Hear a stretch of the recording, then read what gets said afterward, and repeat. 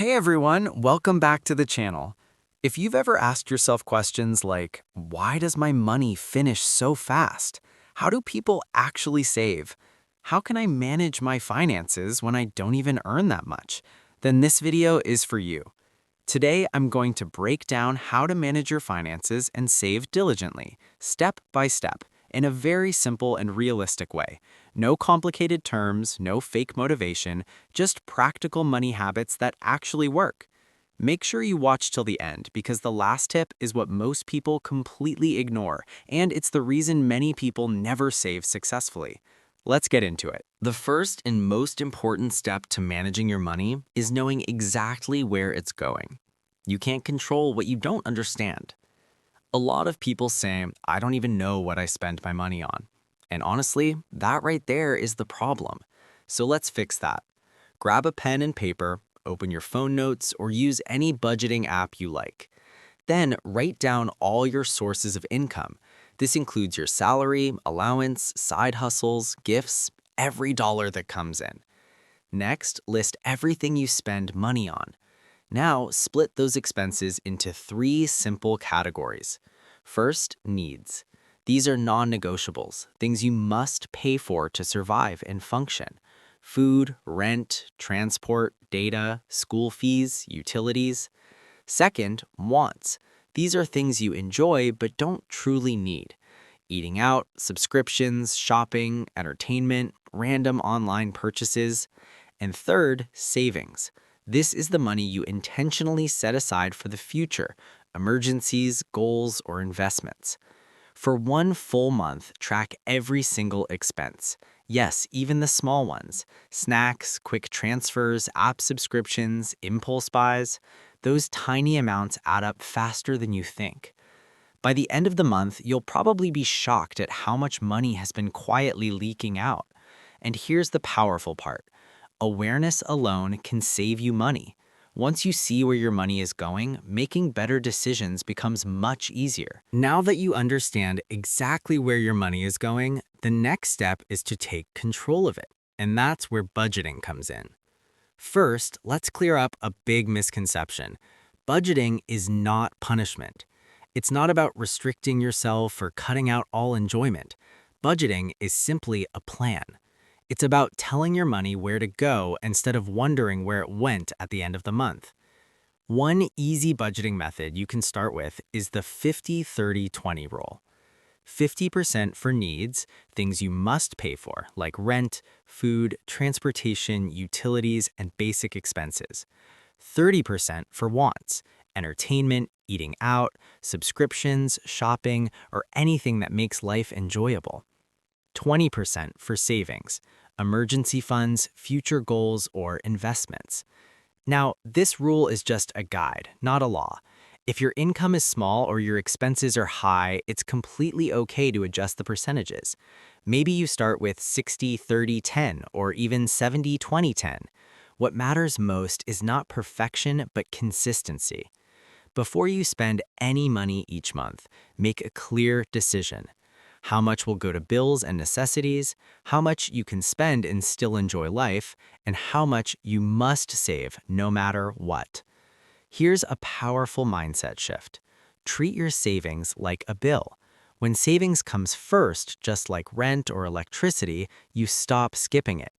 Over time, this simple habit builds financial stability and confidence without stress. Budgeting doesn't limit your freedom. It gives you control. This is one of the most powerful financial habits you can ever learn. And once you master it, your money mindset will completely change. Pay yourself first. Most people do the opposite. They spend first, pay everyone else, enjoy life, and then hope there's something left to save. And most times, there isn't. Savings becomes an afterthought, not a priority. Instead, flip the order. The moment you receive money, whether it's your salary, allowance, side hustle income, or gift, remove your savings immediately. Don't wait. Don't think about it. Take it out first, then live on whatever remains. It doesn't have to be a big amount. $5, $10, or even just 5% of your income. The amount is not the point. The habit is. Small, consistent savings done regularly will always beat large savings done occasionally. Here's the truth many people miss. Savings is not about how much you earn. It's about discipline, structure, and consistency. People with low income can save, and people with high income can still be broke. It all depends on habits. When you pay yourself first, you stop treating savings like an optional money. You treat it like a non-negotiable priority.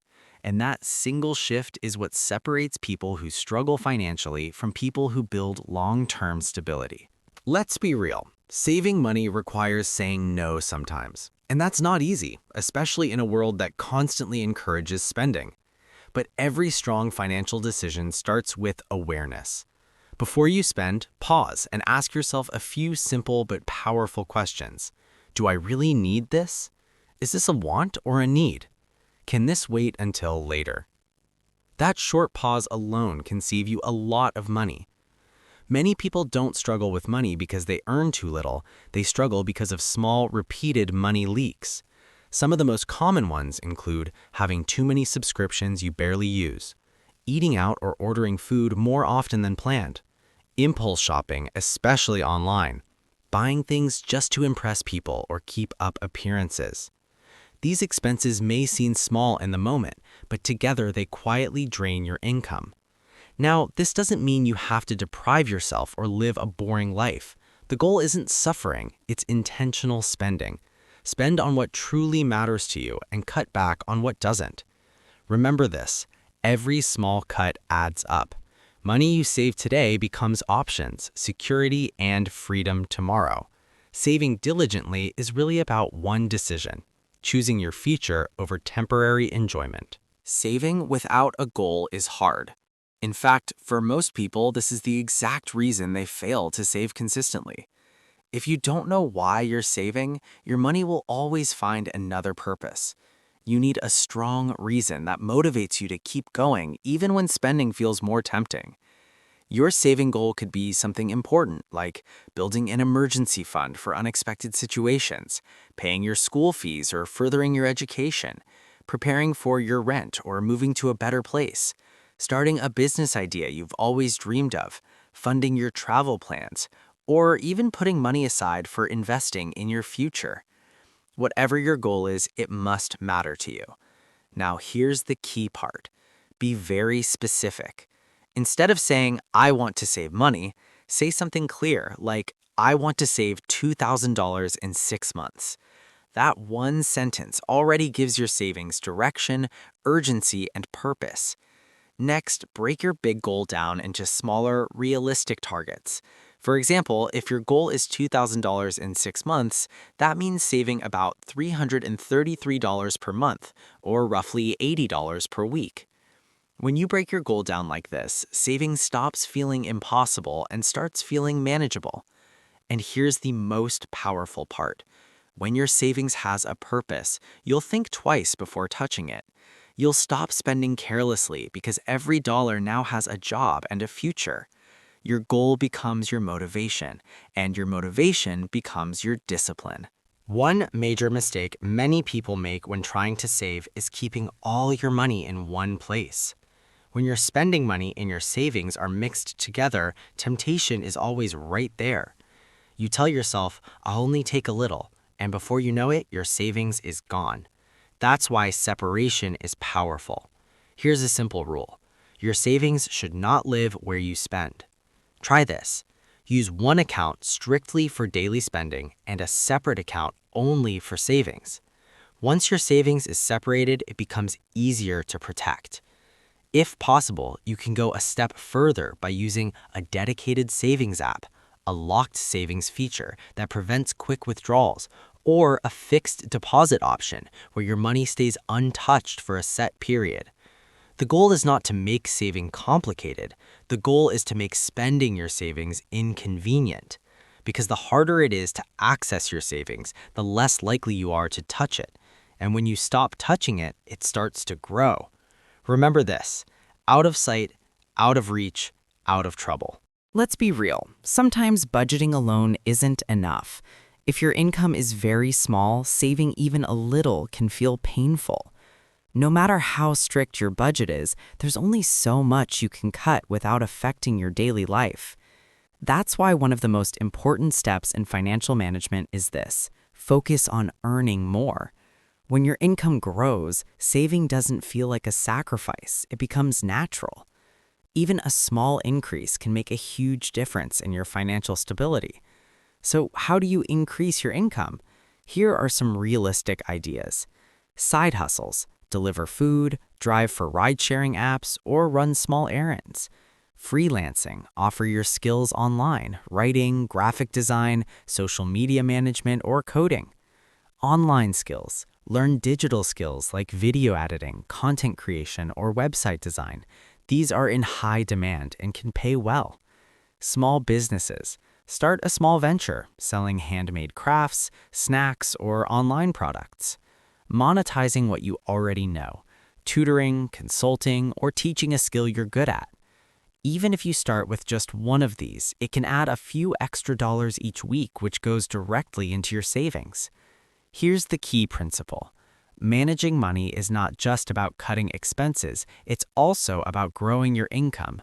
When your income increases and your spending stays under control, saving becomes much easier. It's the combination of smart spending and smart earning that really builds financial freedom. So don't just focus on trimming your budget. Look for opportunities to increase what comes in, no matter how small. Over time, those small efforts compound into serious savings and real financial security. Finally, remember this: your financial journey is your own. Don't compare your income to others, your savings to social media, your progress to your friends. Focus on consistency, discipline, and long-term growth. Saving diligently doesn't mean being perfect. It means showing up every time. Even small savings done consistently will change your life. If you found this video helpful, please like, subscribe, and share it with someone who needs to hear this. Comment below: what's your biggest challenge with saving money? Thanks for watching, and I'll see you in the next video.